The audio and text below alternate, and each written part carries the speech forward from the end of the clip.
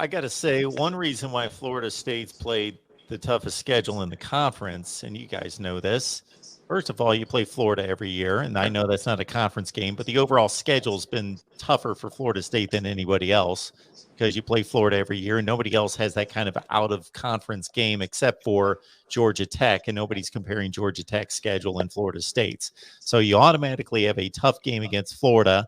And unlike a lot of other schools that just latch on to the one difficult non-conference game and don't play anybody else and refuse to see anybody else, Florida State, to their credit, goes out there and says, typically, we want to play somebody else difficult, like LSU, Alabama, Notre Georgia. Dame, etc. So there's a second difficult non-conference game that most teams don't play. Number 3, you play in the tougher of the two divisions. To James' point, the Coastal's been nowhere close to the Atlantic. If anything, the top 2 seeds have been in the Atlantic Division in the conference most of the time, and that's been Clemson and Florida State going back a few years. So you've just played a more difficult schedule than everybody else in the conference almost consistently every year. Notre Dame.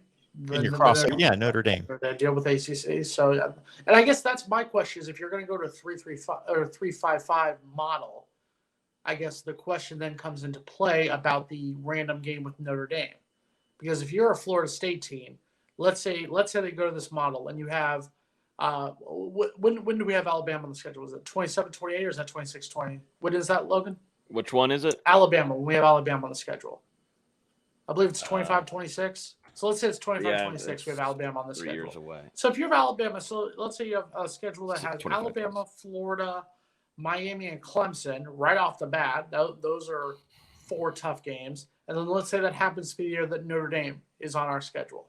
I'm sorry. Do you really think that's fair for a Florida State team, especially one that's kind of rebuilding right now, to have to play that murderer's row schedule? That's where that comes into play. So I wonder if the 3-5-5 will say bye-bye to Notre Dame.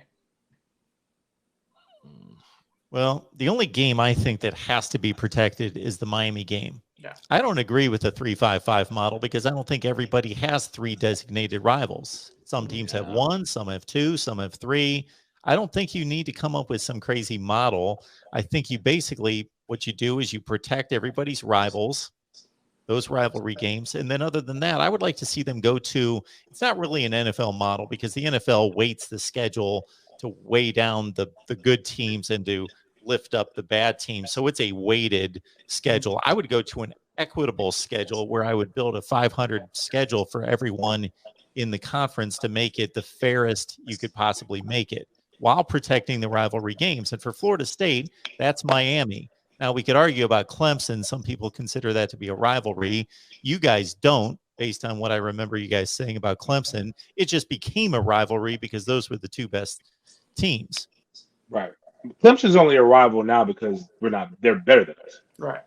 Like it's historically, I mean, again, and this is just like everybody uses the old man, except for when it comes to accountability. They love to quote him, but I never remember Bobby walking in there and saying, "All right, guys, got Clemson this week, rivalry."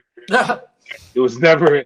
Miami and Florida were the 2 games that we prepared for a lot different than everybody else. But I agree with you, Mark. I think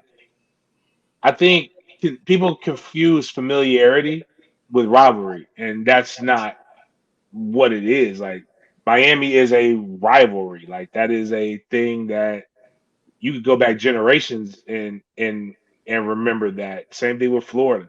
I mean, there's a freaking law or bill that was passed for us to play the University of Florida every year. So I mean, like, if we changed conferences and Clemson wasn't there, nobody would ever remember us playing Clemson in 10 years like that. So I mean, but I think it should be more random. I think the NCAA and conferences are doing the most copping out and not being leaders. And this is where I really believe eventually the fall of the NCAA will happen, but not because of NIL, not because of conference games being boring.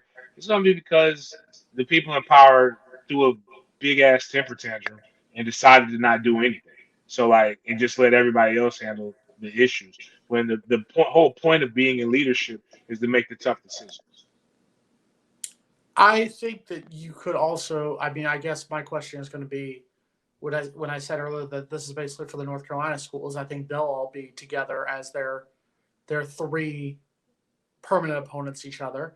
You know, are they going to do it where you keep Georgia Tech, Miami, Clemson, and Florida State in one group because those are the most southern schools? Do you keep Syracuse, Boston College, Pitt, and I would assume Louisville, you know, the former Big East schools? Do you keep all them together? I guess that would be my question at this rate.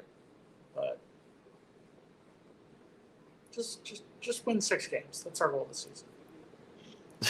I know. I get it. I know, James. I get it. It made me disgusted to say that.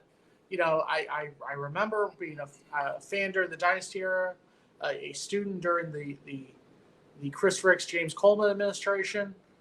You know, and I remember those moments when it was a lot easier to win games. But you know, right now this is what we're stuck with Mike Norvell. I'm sorry, I forgot. Let me say that right because I don't want to offend Logan. The great Mike Norvell.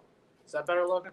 That's right. That's right. Did I show your man respect there? Well, I want you to do more of a bow when you do it, but next time it'll be better. Yeah. In the name of the Father, the Son, and the Holy Spirit. The plie, if you will. Yeah, exactly. Yeah, there we go. No.